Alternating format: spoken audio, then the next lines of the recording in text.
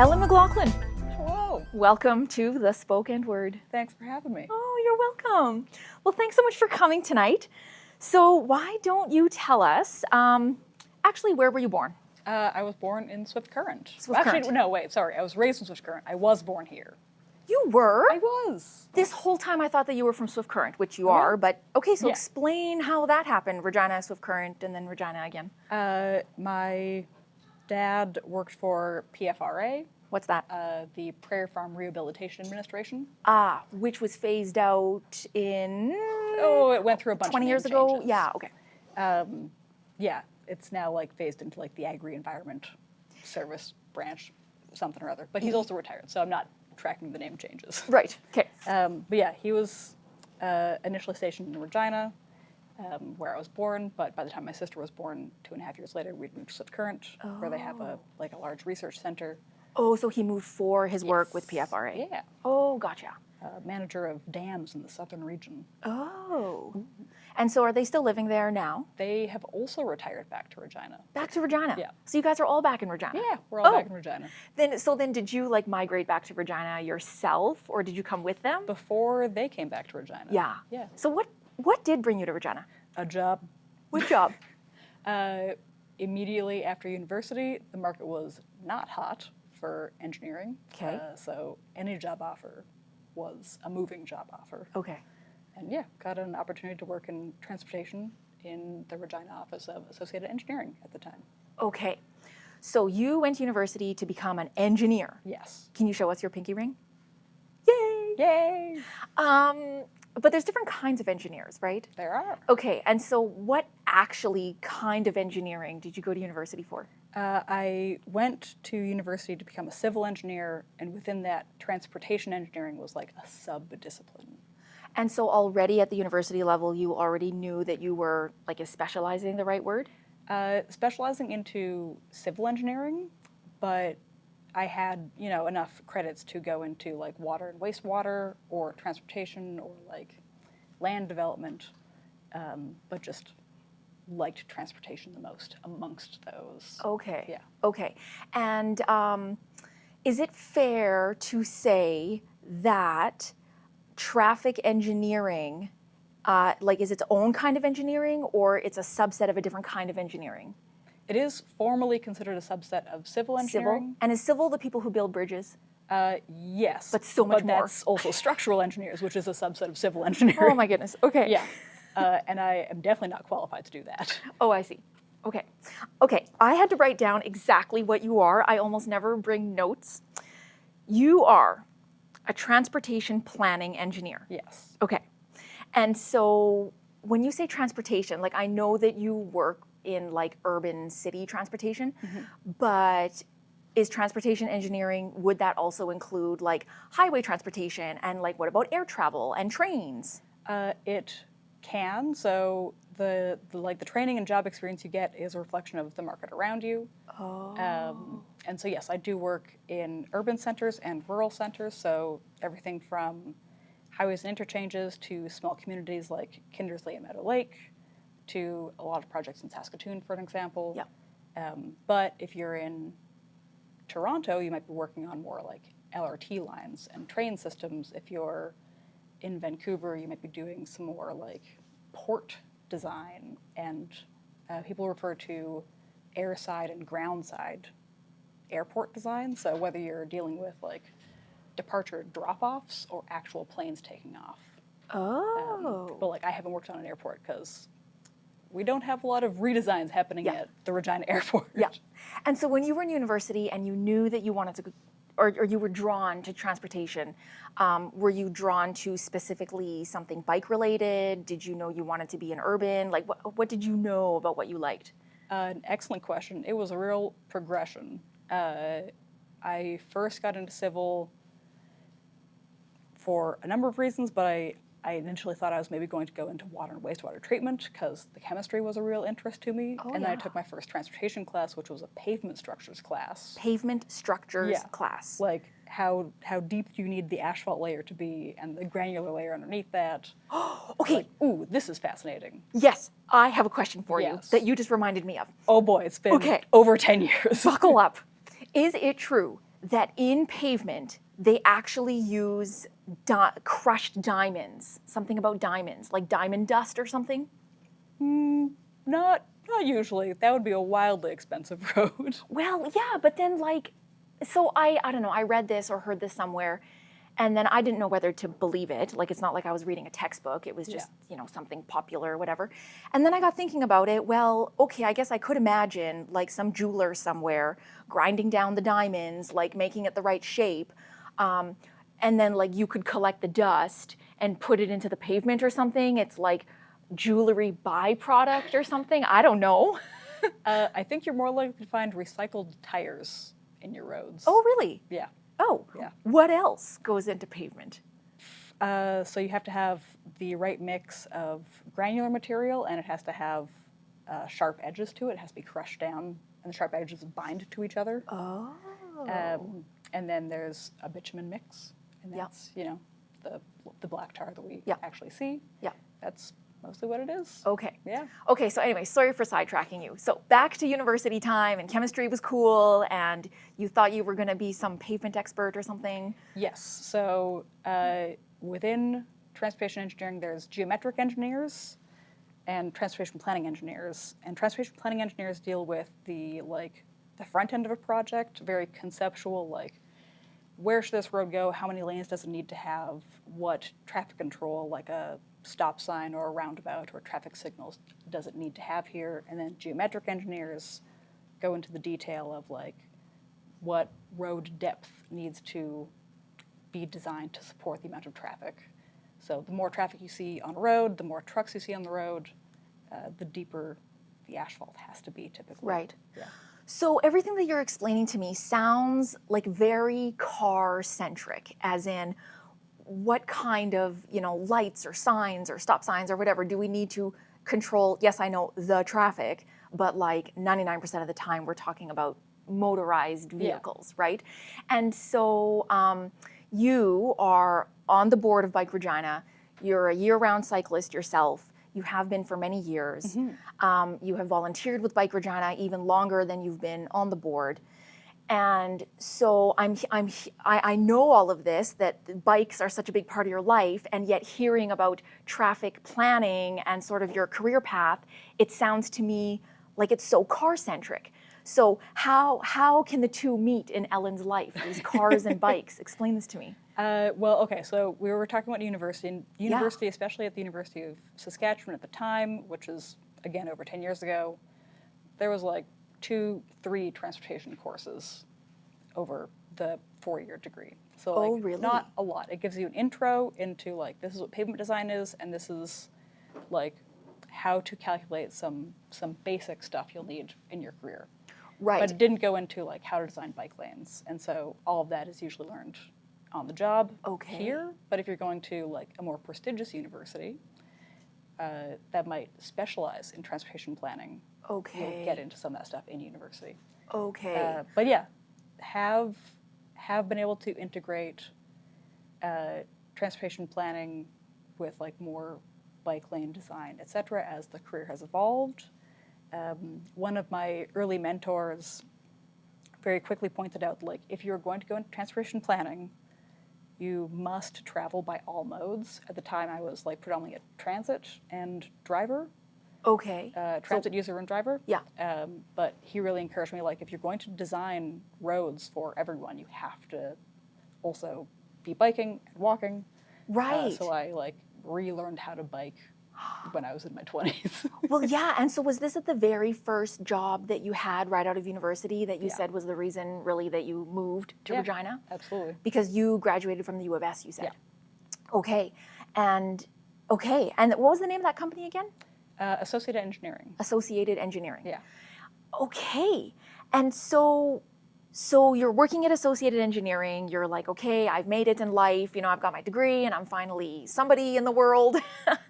And so you got this advice from a mentor that said you need to familiarize yourself with all modes of transport. Yeah.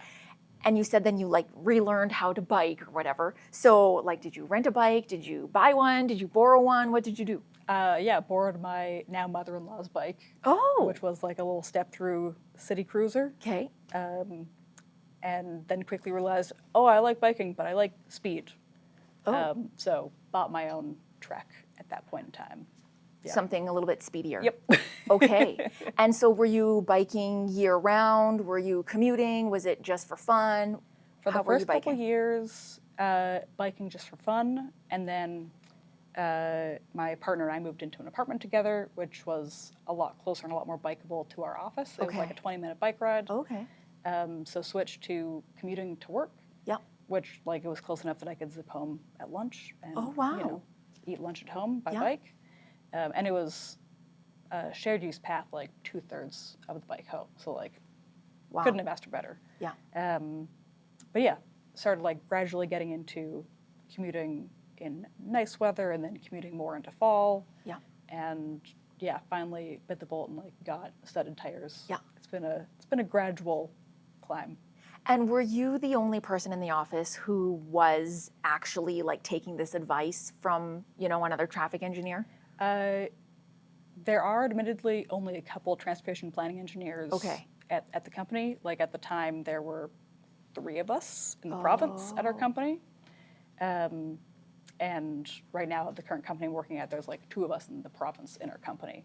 It's a very What is it again? Transportation planning engineer. Yes, yeah. What do all the other people Like- working at the company do? Like sidetrack, my managers in Calgary are senior engineers in Edmonton. My EIT, my junior engineers at Saskatoon, and I'm here. So we're a very disaggregated team. Oh, really? Yeah. Okay. So how many people are on your team? There's maybe like 10, 15 of us across 2 provinces. In the whole company? No, Just your team? I work for a company of like 3,000. Oh my goodness. Okay, what's your company called? I now work for SEMA Plus. It's SEMA a Plus. Quebec-based company. Really? Yeah. Okay. And you're telling me that there's like 10 or 15 of you in this whole company who are the transportation planning engineers. In the Prairie provinces. In the Prairie provinces. Yeah. Okay. And so what kind of work, actually first I want to ask, on your whole entire team, are you the only one who actually bikes regularly? Yes, on my team. I'm the only one that bikes regularly. We have like a pretty flexible work from home policy, so a lot of our like senior engineers that are like close to retirement are working full time from home. Oh yeah. Our EIT lives outside the city. What's so, like, EIT? engineer and training. Engineer and training, gotcha. So biking to work isn't really feasible for her. She have to bike like Right. on the highway. Out of towner, yeah. Yeah. So I'm the only one that bikes right now. Okay. But it shifts with the staff composition. Yeah. And then in other cities like our Vancouver office and our Toronto office, like there's higher percentages of people that bike. Sure. More bikeable cities, I Yeah. guess. But we'll get there. What kind of work does your team actually do? Oh boy. Our team works on a whole variety of projects. We're working on a couple road safety projects. So what does that actually mean, road safety? We have been hired by a city to go out to an intersection and see what are the underlying issues at this intersection that are causing and contributing to collisions. So there'll usually be intersections with like a recent high-profile collision or a history of like sustained levels of frequent collisions. Okay. Like in the top 5 collisions in a city. Okay. And then we'll draft up solutions that could be implemented to like reduce the severity or frequency of collisions between vehicles, pedestrians, cyclists, transit. So like how do you do that?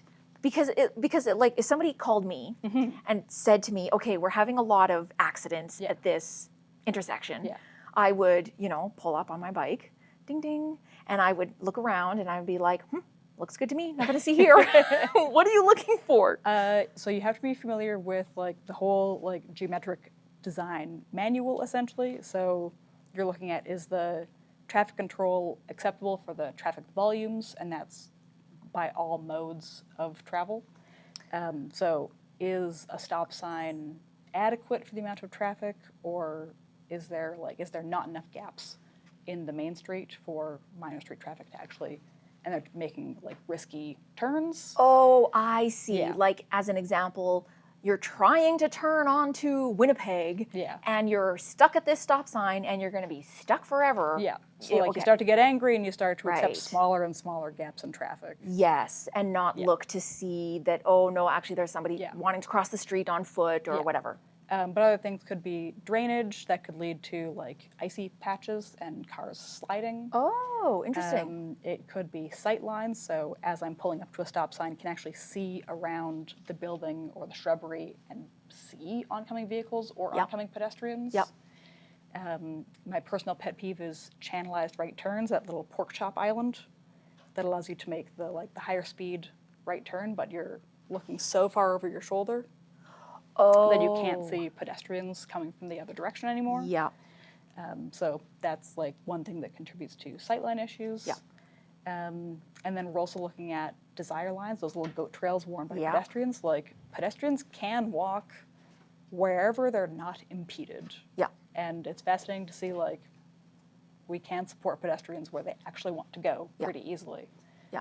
So if we can see pedestrians like walking through the ditch of Ring Road, like maybe like a pedestrian overpass or a pedestrian tunnel needs to be built between these two destinations so we don't have pedestrians crossing a freeway.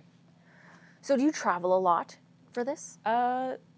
It goes in fits and spurts. Okay. Like this month I've been up in Saskatoon almost every single week. Oh, really? Yep. But you know, for the last 2 months at home. Oh, wow. Yeah. Okay, so I just have so many questions. So first of all, it seems to me that in order for, a team like yours to go out and do the work that you do, and I'm going to ask you about the instruments you use or software or I don't know how the magic happens, it seems to me that, we'll call it a city, needs to take the initiative to pick up the phone and say, hey, what is it, CIMAS? SEMA. Hey, SEMA, we need you to come and check out this intersection, right? So like, I guess a two-part question. What would, like aside from a high-profile crash, like what you said, aside from that, what would even make the city take the impetus to invite you to come and do this? Well, pay you, hire you to come and do this. And are there ever times where you observe something just in your life, and you think, oh, this really needs like an audit, report, improvement, all the things that you do, but no one's picking up the phone and making that call? Yeah. I guess two-part answer. The quicker one is when I see something, I'll often like just text a friend that works at the city being like, have you ever thought about this intersection? They go, yes, we have. It sucks and we know about it. Or call Service Regina. Complain, make a stink. Why? Well, because then it's on record, and someone from the city has to write you an email about like why it is not being addressed, or or go address it. How do you do that? ServiceRegina.ca. I don't know. Yeah, there's an email request form online. Oh yeah, like the online request form thing. Yeah. Okay. Like a service request. Yeah. Yeah. Make a service request. Make a service request. Okay. Yeah. So what do you do? What do you do when you've been sending a service request every rainfall? Ooh. And, because this happens every rainfall. Talk to your counselor. I guess so. Yeah.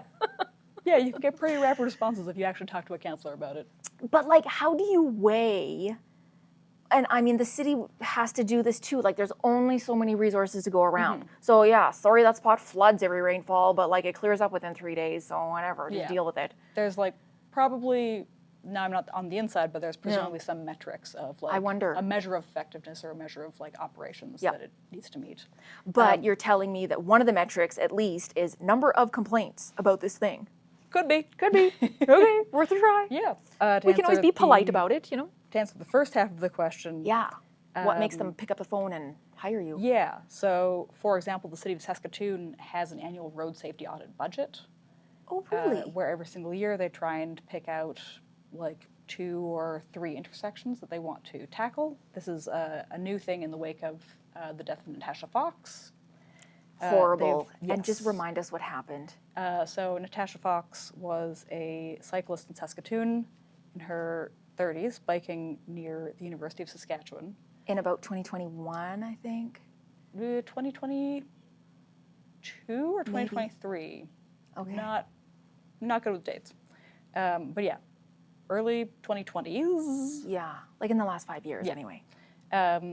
Yeah, so she was biking onto campus on like one of the most biked intersections in the city that like the city actually has records of. And as she was crossing northbound onto campus, a large truck from, like a residential infill development type of thing turned right across her path. She was on the sidewalk because she was biking with 2 young kids. Didn't see her, was in a truck's blind spot, and unfortunately she passed away as a result. So that Sparked, sparked a road safety audit at that Okay. intersection. Okay. Then there have been 4 road safety audits since then at one of the top 5 collision locations in the city with like sustained levels of collisions with vulnerable road users, which are pedestrians, cyclists, like other forms of micromobility, like roller skaters or transit users. There have been a couple audits on functional designs, which is like before the city makes a change to an intersection, they can hire an engineer to look at their proposed design and point out like, here are some oversights you made. We recommend addressing that before it even gets built. Okay. So yeah, there have been like now a progression of annual road safety audits. In the wake of this Yeah. collision. It's a thing that all cities are trying to move towards, but Really? it often takes like a very high profile fatality Right. for the community to rally behind and say like, Yeah. no, this is a funding priority for us. Yeah. We want this to happen. Yeah. And so the converse is like the city of Regina has a Vision Zero plan, and Vision Zero is the idea that like there should be no fatalities or serious injuries on our roads. Yeah. Period. Yeah. And so we have a road safety plan. It identifies priorities of like addressing like red light running and addressing vulnerable road user collisions, because all of the fatalities that happened in Regina last year were vulnerable road users. There weren't any fatalities between 2 vehicles. Really? There were just fatalities between vehicles and pedestrians and vehicles and cyclists. Really? Yeah. Wow. Okay, so was that progress or not progress? It is progress to have a Vision Zero action plan. Yeah. But our next step is funding those action plans. Oh, Yeah. I see. Yeah. Okay. What has been going on in terms of bylaw changes in Regina that you see as maybe progress? And then the only one I know about is the speed limit thing, so I'll talk about that in a second. But is there anything else that's been going on? I haven't really been keeping up. The other one I would highlight is the removal of parking minimums. Okay, what is that? What's parking minimums? So parking minimums came out of like a very car-centric period of our policymaking and planning. And it said like, during a time when people were moving to suburbs and exurbs of our cities. Exurbs? Like think Houston, Texas, like there's suburbs and then there's like communities even further out. Okay. Yeah. Okay. The only way you're getting into downtown is by car because, again, a lot of these communities hadn't built transit that were like meant to service these areas. Okay. Or hadn't built transit in a way that like reliably serviced those areas. Like you have a bus, but it comes every hour, and you need that to come every 15 minutes, really. Oh, I see. So yeah, at a time when all of our cities were expanding and expanding and expanding with very like low density residential, with no commercial or jobs in the surrounding suburbs, we found that like everyone was commuting into downtown. And lo and behold, downtowns that were built for people to live and work downtown didn't need a lot of parking because we all lived nearby and could walk. Okay. And so parking minimums were introduced as a way to like attract people to downtown. Like you can come and park and then shop. So, but like, what's the minimum? Like, So what's the the minimum, policy? the policy was that like if you wanted to build a shopping center, you had to have a certain number of parking stalls per square meter of shopping space, or per square meter of dining room, or per like gas station pump. Oh, so it's for retail locations. And office locations. Oh, and? Institutional locations and residential locations. Oh, really? Yeah, like a condo building had to have like at least 2 parking stalls per Unit. unit, yeah. Oh. Which meant that our developments became half parking lot by default. Yeah. And that meant like, well, half of our like developable area is now paved paradise. Right. It's not attracting anyone to downtown because it's just a parking lot that can only be used by that building. Yeah, yeah. And if you think about it, someone did the math. I think it's the late David Shoup. I might have mispronounced his name. He's like the grandfather of parking studies. There we go. Thank you. Donald Shoup? Was this a Canadian? No, he's from the U.S. Okay. But his book is excellent. Recommend reading it. What's it called? The High Cost of Free Parking. Okay. Yeah. So this is a contemporary? Is he still alive? No, he did just recently pass. Oh, just recently. Yes. Okay. Okay. But like, yes, contemporary. Right. So his book was written like in the last 20 years, let's say? Sure. Yeah. He did an excellent job of documenting. I think there's like over 4 parking spots per car in North America. Wow. Yeah. So, And just like and theoretically, mathematically. at any point in time, some of those cars have to be driving. Yeah. They can't all be parked. Yeah. So, and one car can't use 4 parking spots all at the so same like, time. There is enough parking. It's just Right. like where it is provided, The distribution. and the distribution, and then we also get things like strip malls where like, oh, you can only park here if you're shopping at this strip mall location. You're like, yeah, but okay, but I'm going to this strip mall location, then I'm going across the street to like Yes. get an A&W. And no one's monitoring it or sanctioning it. Yeah. So I'm parking there anyways. Right, but like it is designed as if I'm only parking here, and then I'm only parking here, and I have to move my car. And so it duplicates all of these parking it duplicates spots. all these parking spots. Okay. So we got rid of the parking minimum. So what does this mean? Like, do you know the nitty-gritty details of this for Regina? So it means one of 2 things. One, it was a stipulation of us accessing funding for the Housing Accelerator Fund, I believe. Okay. So, Which is the envelope from the federal government Yes. to help cities make more housing. yeah, But in order to access that, you had to. you had to get rid of your parking minimums But because they were bad policy. right. But so like the developer Mm-hmm. who's popping up this new condo building or whatever. Can still provide as much parking as they want. Exactly. Yep. Exactly. They still can. Okay. Yeah. But it is no longer a threshold, a minimum threshold Yes. that's imposed by the Yeah. municipality. Yeah.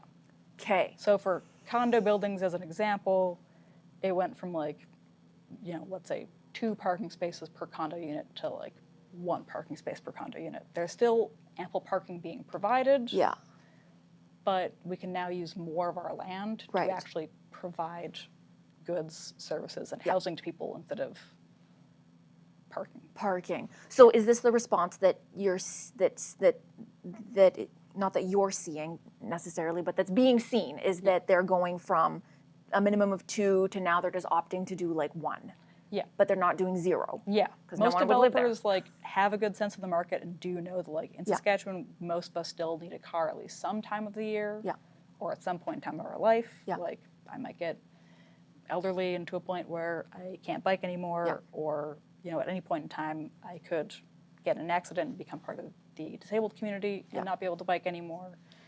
And like there's many reasons why I might need to drive a car. Yeah. So Still you know, providing yeah, some. like Yeah. developers do know that we do just need some parking. We just don't need as much parking. Right. And then it also becomes more profitable for them. Well, yeah, exactly. Like, yeah. Okay, so there's that. And when was that policy change in Regina? Within the last year or Yeah. 2. Okay. Okay, and every municipality is going to have their own policy on minimum parking, right? Do you Yeah. know what's being done comparatively in Saskatoon or elsewhere? Saskatoon got rid of theirs a little before us. Oh, really? Yeah. Okay. Okay, and then the other one, the other one that I know about in terms of like policy changes is this speed limit change in the cathedral area, right? And I have thoughts about that. Please tell me. So they instituted a community safety zone in the cathedral area, and I believe this was in the wake to a pedestrian death that happened on 13th. What year was that? Like 2022 or something? Yeah, within the last 2 or 3 Yeah, years. yeah, okay. Um, Which, by the way, can I just gripe for a second? I only probably clued in maybe like a month ago, even though I completely followed the entire speed limit change thing, and I can tell you every single amendment that was made in that meeting, and like every single vote, and how close it was, and what the ideas were, Yeah. and how close it was to like, oh, we'll put everything to 30, except we're not going to change Elphinstone, you know, or we're going to leave that to 50. And anyway, so they settled on 40 for the Yes. entire area, right? Yeah. I only clued in like a month ago that all these signs everywhere that say community safety zone, I always thought that it was some like, sort of like a block parent. Oh, like we're on a block watch? Yeah, I don't Yeah. know. Like when I was a kid, there was block parents Yeah. and like, you know, these eyes, all these eyes. And Yeah. so like, don't commit crimes. But then as soon as you leave the community safety zone, then you're like free to commit crimes or something. I only clued in very recently that it meant Yeah. now you can go 50 instead of 40. Because what do I care? I'm always on a bike. I'm doing good if I'm 30. You know, I'm never driving. Yep. Anyway, so they could really make it clearer, like put a 40 on it or something. I don't know. So I back to think the, coming into the safety zone, it says 40, oh, maybe. but it might not say 50. Leaving When the you're safety leaving, zone, I think it just says end Yeah. of community safety Yeah. zone or something. Yeah. which like, It always made me feel less safe anyway, Yeah. which I guess it still will now that I've clued in what the heck it means. Like, oh, my cheese is back on my cracker now. Don't worry. Yeah. It was a good initiative and good progress. Like reducing the speed limit was overall good. The actual like curb extensions What is on that? 13th Avenue, they're temporary right now, Are they? but they're like the yellow. Yeah. That like actually, like, restricts. Yeah, a lot They of people. bottleneck.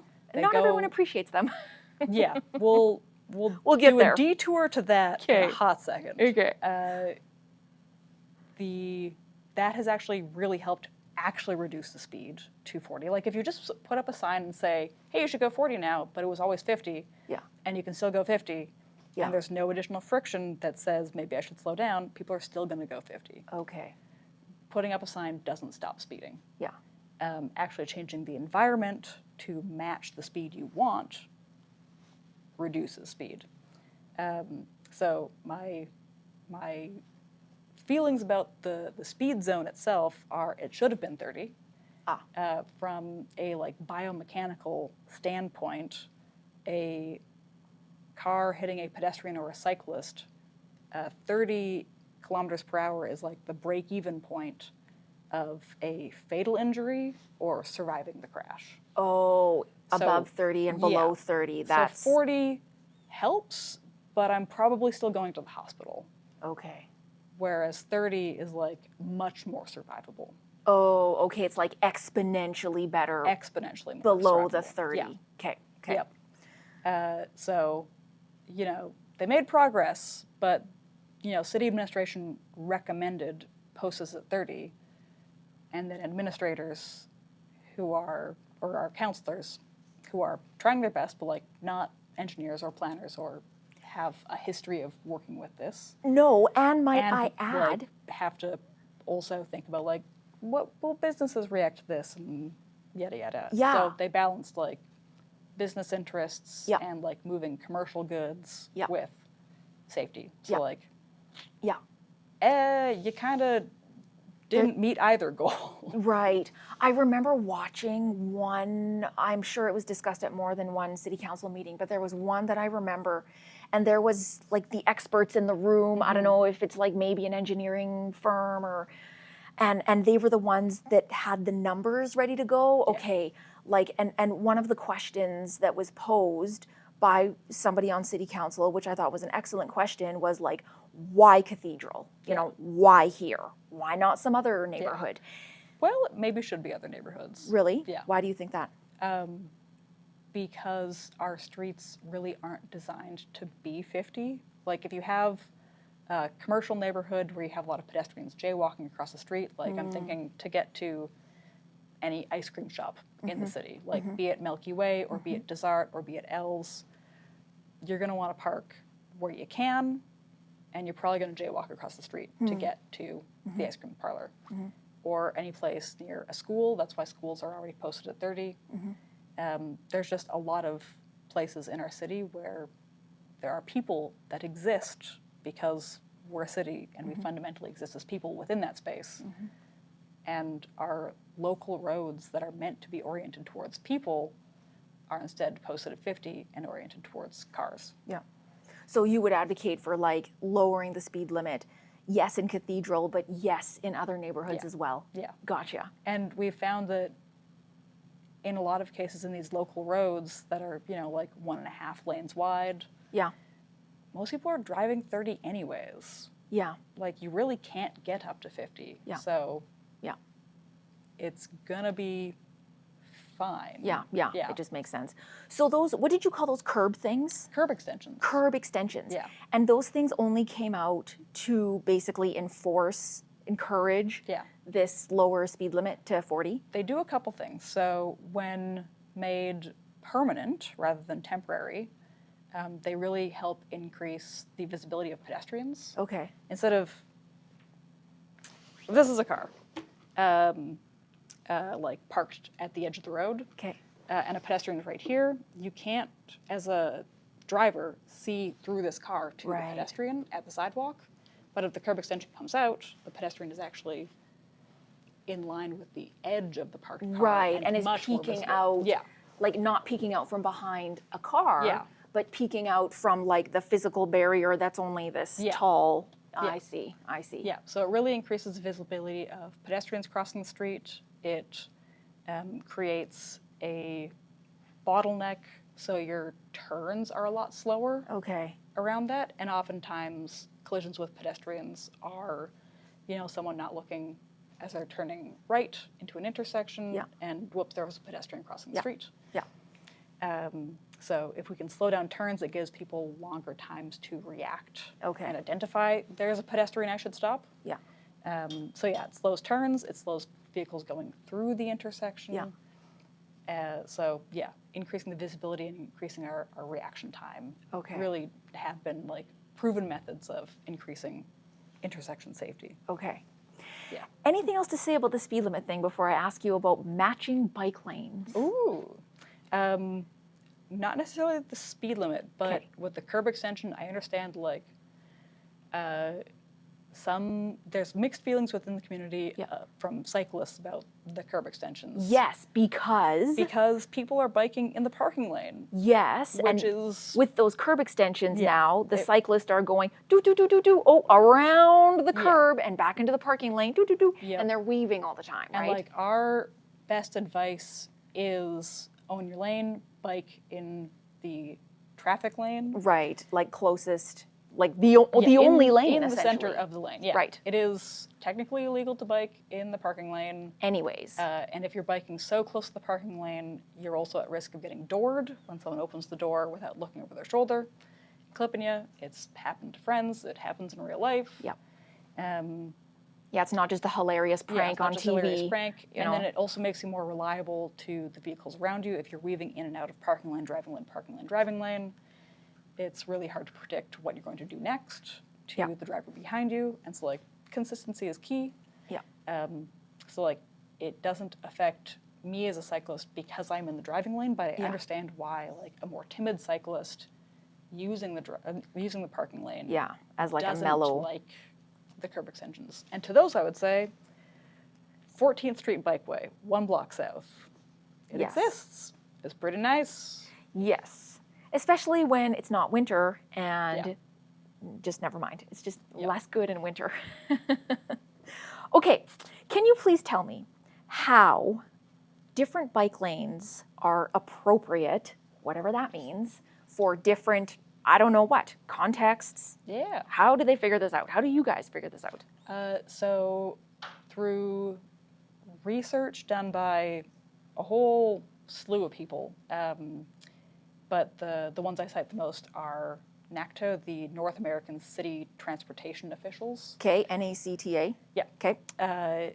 They have a number of really great design guides. One is called Designing Bike Lanes for All Ages and Abilities, and so that's like people from 8 to 80, regardless of your mobility.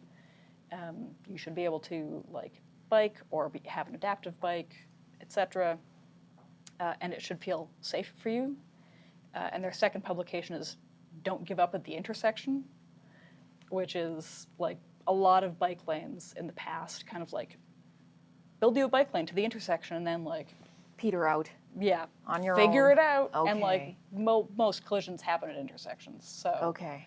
having a bike lane that peters out at the intersection like isn't really doing much for us. Okay. But within those publications, they have a really nice graph, and it lays out the appropriate style of bike lane for the speed of traffic and the volume of traffic that cyclists are expected to interact with. So is that what it is then? Is Yeah. that okay, like, so actually walk us through the different kinds of bike lane options. Like you have like a menu of bike lanes to choose from. An a la carte menu. Yeah, exactly. And you just like go to the intersection with your, I don't know, bike laneometer, you know, and measure this. Yeah. So what are the different options on the menu? So there's varying levels of protection and separation. So at the highest end, there's shared use paths, completely separate from traffic. Right, what I call the bike path, Yeah. but actually it's for pedestrians too. Yeah. So it's multi-use pathway. Well, and now scooters. Oh man, I'm not sure if we should talk about scooters. That'll be our next segue. Okay. So at the highest end, we have shared use paths. At the next level, we have physically protected bikeways. So that usually has a physical barricade between cyclists and motor traffic. And that could And we're talking be, about like concrete. yeah, those barricades. curbs. Yeah. But then I've also seen, I used to live in Ottawa, and they had these sort of like floppy, I don't know, sort of Yeah. pegs every, I don't know, 10 feet or something. Yeah. Like, is that another form of physical barrier technically? It is there, like you But, like- can drive over them. So like Oh, it doesn't yeah. really stop, but it does provide visual separation. So like, Right. that would be like your next level down. Okay. Of like there's less traffic, there's lower Yeah. speeds. But yeah, the golden standards have like actual concrete or planters or Oh, okay. something physical that stops a vehicle from Yeah. getting into the bike lane. Yep. Unless they're doing snow clearing maintenance, in which case they're allowed to be there. Okay. But yeah, so the next one would be the bollards. The flexible bollards is what we call them. Oh, the flappy things. Yeah. Oh, those are bollards Yeah. with a D. Yes. That's a hard word to say. And then from there, you can get into painted bike lanes, which we don't see as much, and we don't really recommend as much. Like, there's not a lot of instances where just paint is going to do it. Okay. But then we get into the lowest end of protection, and there's two forms of this like kind of mixed traffic at the lowest end. And so this is in cases where like your traffic speeds are 30 kilometers an hour or less. Okay. And there's less than 1,000 vehicles a day, so you're not likely to actually have a lot of interactions between vehicles and cyclists. Like, the amount of cyclists might be more than the amount of vehicles on this road. Okay, so is the traffic volume always counted in cars per day? I mean, yes and no. We'll put out traffic cameras or little pneumatic tubes across the road, Yeah. and then we'll classify them in 15-minute bins. Oh. And so we'll be looking at like a peak hour, so like the AM peak period, the PM peak period, and also vehicles per day. Oh, as, like, I see. A more holistic measurement. And that's usually like an average per day, so like you'll have numerous days you'll count for an entire week, or you'll have continuous monitoring for an entire year Oh. to give you an average. Because like traffic patterns can fluctuate pretty heavily from like a Friday to a Wednesday. Yeah, well, and how do you account for weekends? Most of the time we don't. Oh, you just don't count on weekends? Yeah, they're so much lower. Oh, really? Yeah. Okay, and is it always like the engineering company? Is that even the right way to characterize, what is it, SIMA? SEMA. SEMA. Yeah. Are you an engineering company, or what is it Yeah, called? we're an engineering consulting firm. Okay. Yeah. And is it always a consulting firm that is doing these traffic counts? The city has a huge department that does it on a regular basis. Oh, they do it too? Yeah, yeah. Oh, so Yeah. sometimes it, like when you see those little things that are sticking out. Yeah, the pneumatic tubes are almost always a city count. Oh, really? Yeah. Okay, do they count me when I go over on my bike? Yeah, so they count your speed and the number of axles you have. And so the distance between your two tires Yeah, front is to able back. to classify what vehicle you are. Okay. So whether it's a bike or a motorcycle or a car, pickup truck, Scooter. delivery vehicle. I don't think it does scooters. Oh, really? Yeah. Or at Okay. least that's new enough that like they might not be calibrated to that. Right, right. But yeah, so it can classify into like 18 different bins of vehicle type. Oh, wow. Yeah, from like, 18-wheelers down to bikes. And so then once you have these vehicle counts, that's one of the metrics then that you match up to the graph Yeah. that tells you, okay, on this menu of different types of bike lane options, this would be a good one. Yes. And so at that low level, you'll either see an advisory bike lane or a neighborhood bikeway. And some people call neighborhood bikeways bike boulevards. There's two different names for them. What are these things? So bike boulevards are a shared space where speeds are purposely very, very low. So you might see something called a diverter, which allows bikes to go through an intersection, but cars can't. Oh. So in Saskatoon, there's one by Delish by Tish, if you're familiar, in the Nutana neighborhood, where it comes to, it's a four-way intersection, but cars can't go east or west. Okay. So cars have to make a right-hand turn. Okay. But cyclists can go straight through as part of the bikeway. So it really cut down the amount of cars on the road, because if it's not a thoroughfare for cars, they're going to go to the main street like 2 blocks away. Oh, okay. Yeah. And so on the chart, does it ever recommend you should just put some painted lines here and do the painted kind? Rarely. It kind of jumps pretty quickly from like neighborhood bikeway, your very calm street already, to protection. Really? Yeah. Really? I mean, with traffic speeds jumping from that 30 kilometers an hour survivability rate. Right, to above 30. Yeah. Then for sure it's protected. Yeah. Really? Almost always, yeah. I just am so blown away because it seems like the majority of bike lanes for a long time were just painted lines. Or I guess we started there. Yeah. Our designs for bike lanes have been catching up to European standards for a while. Okay. Like, European standards have known what's been going on for quite a long time. Okay. And we're still dealing with, but we couldn't possibly because we're not Amsterdam. You're like, we could be. Amsterdam used to be as car-centric as we were. Really? But they just did something about it. Yeah. Wow. I have one last question for you before I see if anyone else in the room has questions for you. And my question is, has your work changed so far with the advent of these scooters, whether rented or I think a lot of them are now just personally owned? Maybe a disappointing answer? Absolutely not. Really? Yeah. Okay, question B. What do you think, or do you have any predictions about it, or like are you observing privately anything different? I mean, if you had like a public health specialist here, you would probably get a different answer because they would be looking at like hospital visits and that kind of stuff. When we do a road safety audit, we get access to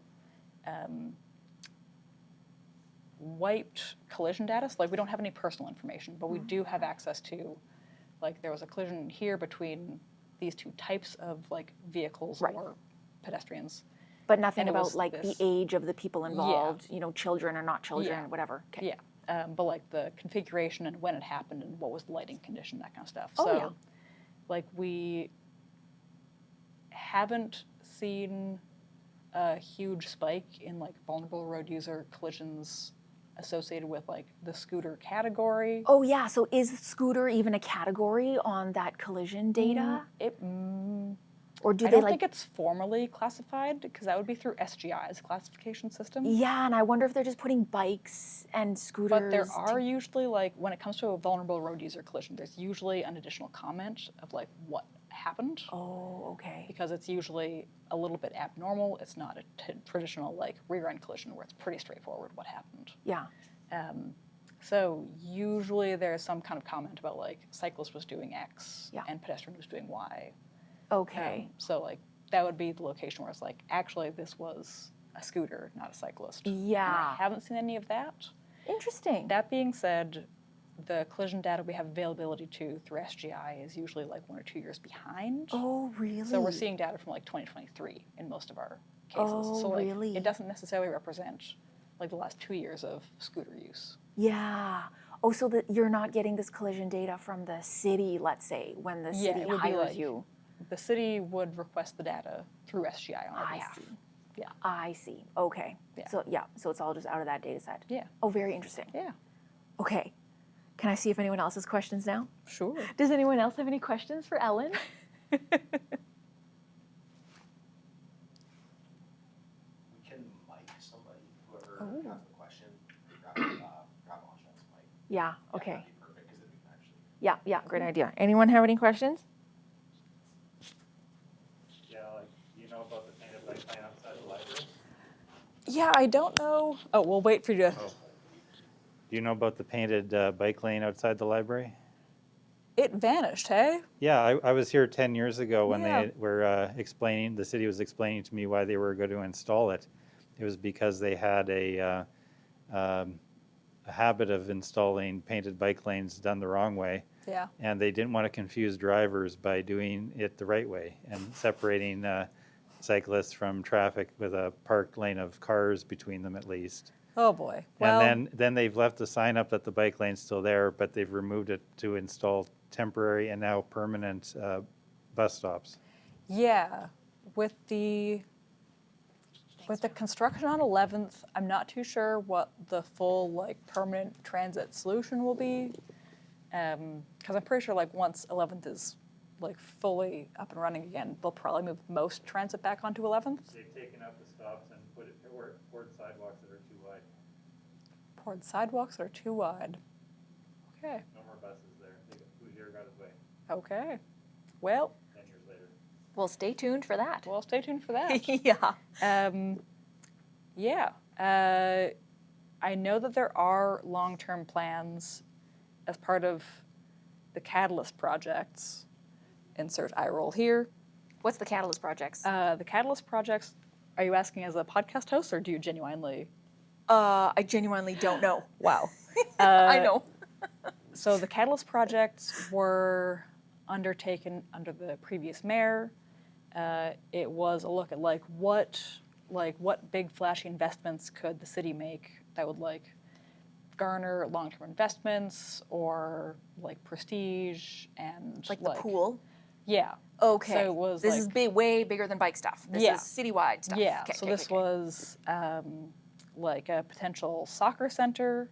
There was a baseball stadium. I thought that Baseball was stadium on was the table. proposed. Yeah. The new hockey arena, because it is reaching the end of its life or like needs major Okay. rehab work.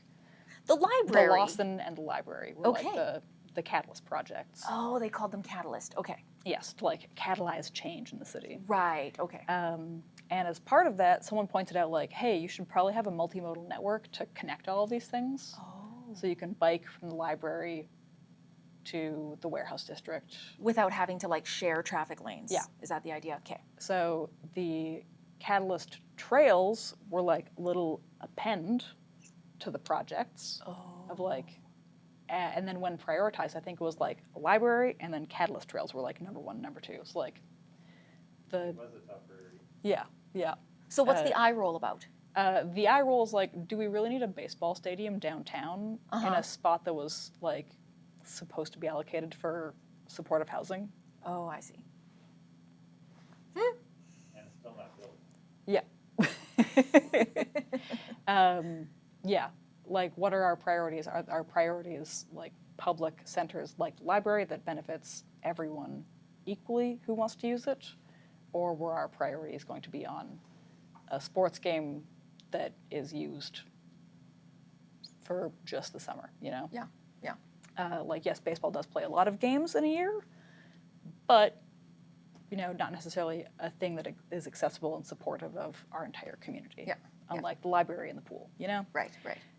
So yeah, the catalyst trails were appended to that, and so that trail is proposed to run up 11th from Wascana Park all the way to, up, what street is this? Lorne, right Lorne. here? There we go.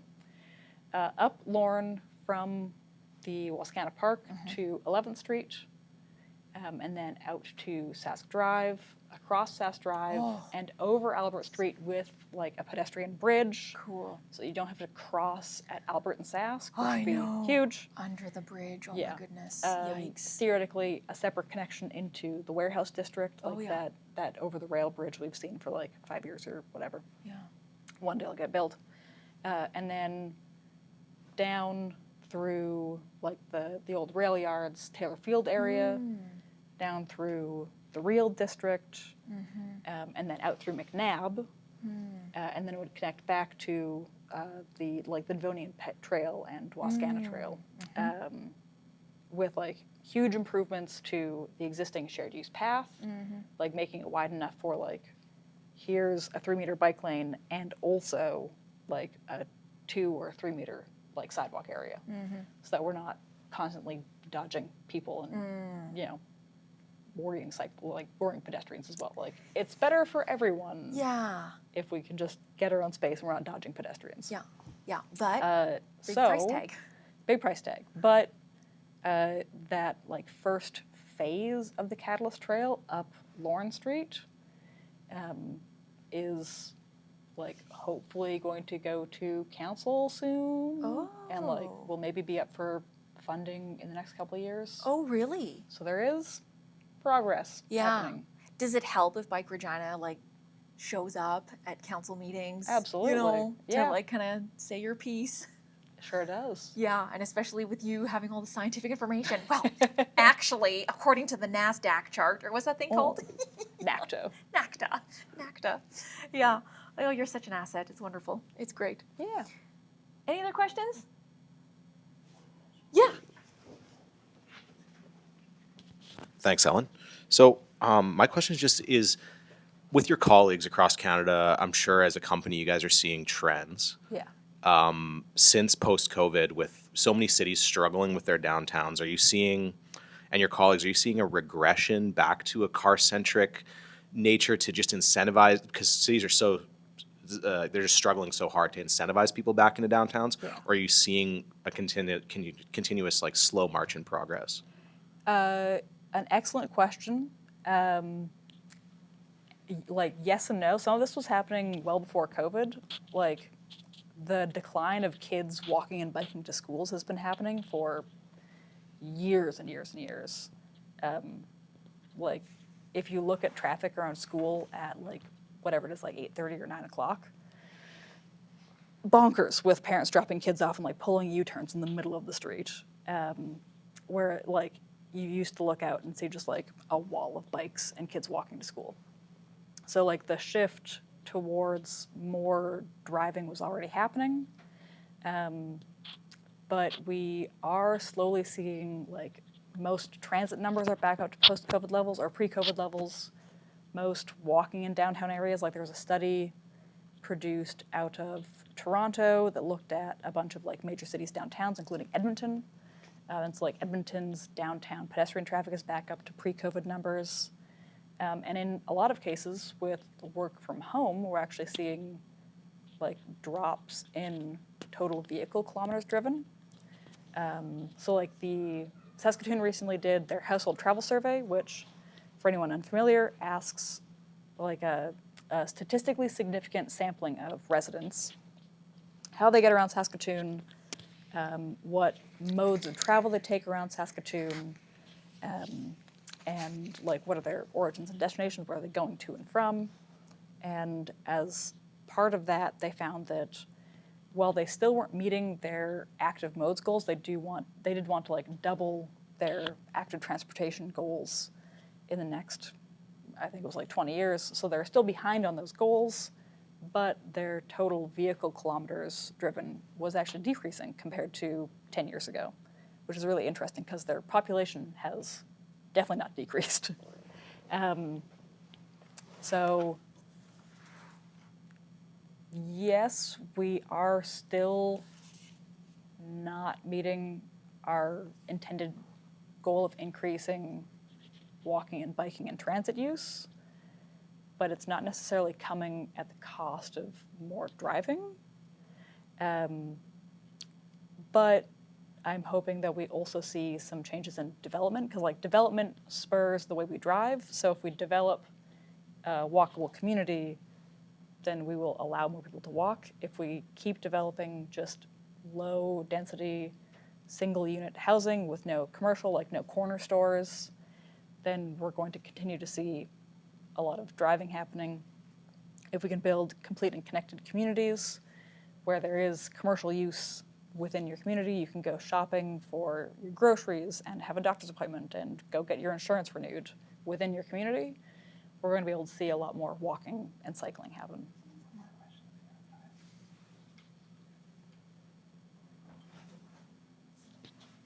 Does building a new bike lane where there are no homes make any sense? Does building a new bike lane where there are no homes make any sense?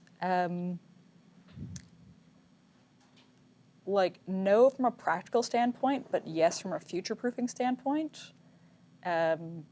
If that bike lane actually connects to communities that need a connection, fine. Like, it could be a greenfield development that, like, one day will have houses in it, but still has demand for, like, commercial development. Like, let's say the Greens and, like, the Costco Aurora development. Like, there's no housing in between, but I still want to go to the Landmark Cinema. And so, like, maybe a bike lane on an existing street would make sense there, even though there aren't houses. And future-proofing for an eventual house.